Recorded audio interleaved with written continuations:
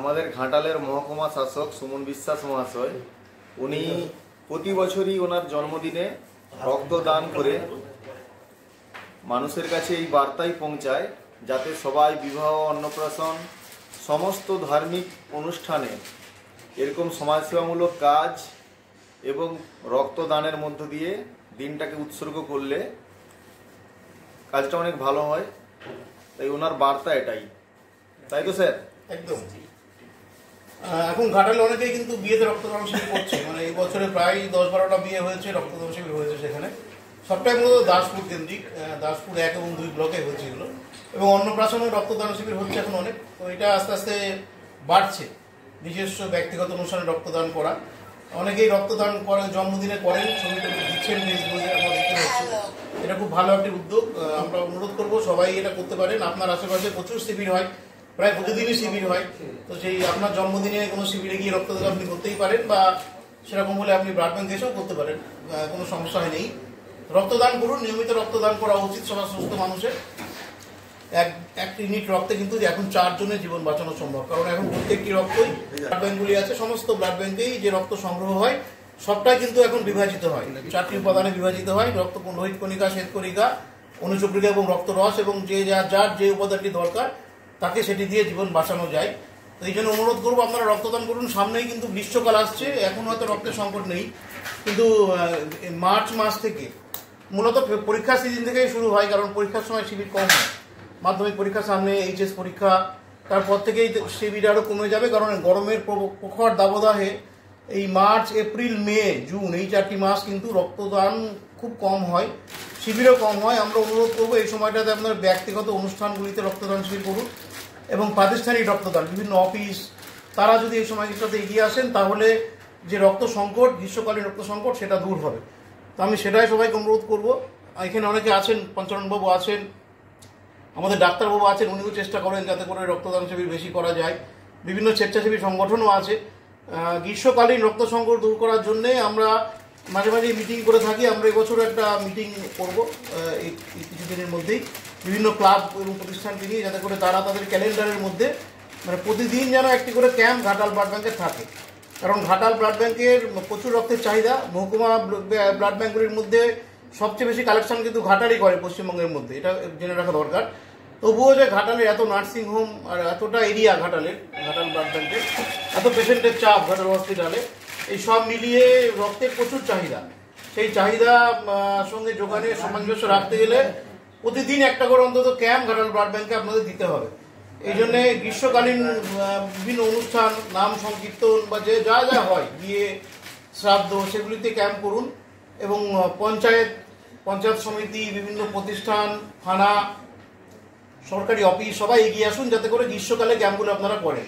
শীতকালে বিভিন্ন উৎসব হয়, অনুষ্ঠান হয়, সেখানে ক্যাম্প থাকে। শীতকালে রক্তের সংকট খুব একটা হয় না। আমরা জানুয়ারি, ফেব্রুয়ারি মাস হয়তো আমাদের খুব সহজেই আমরা কাটিয়ে ফেলতে পারি রক্ত, যেহেতু প্রচুর শিবির হয়। কিন্তু এই মুহূর্তে ফেব্রুয়ারি শেষের দিক থেকে শিবির কমে যাবে।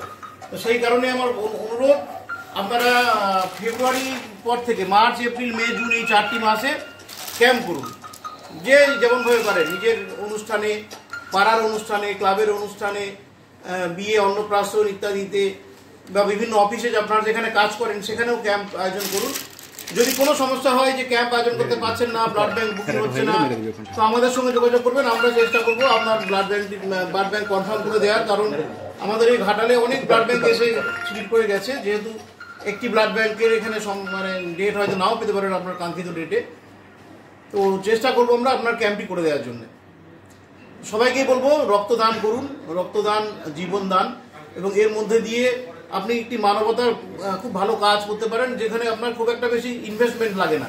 মানে অন্য কাজ করতে গেলে আপনার অনেক সময় লাগে, অনেক শ্রম লাগে, কিন্তু এই কাজটি করতে আপনার শুধুমাত্র 5 মিনিট সময় লাগে, সেটাই যথেষ্ট, এবং কোনো রকম কিন্তু শারীরিক কোনো ক্ষতি হয় না।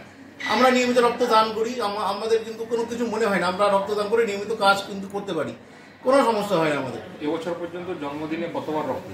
জন্মদিনে আমি এই নিয়ে 4 বার দিচ্ছি, কিন্তু আমি নিয়মিত রক্তদাতা। আমি বছরে 3 বার করে রক্তদান করি।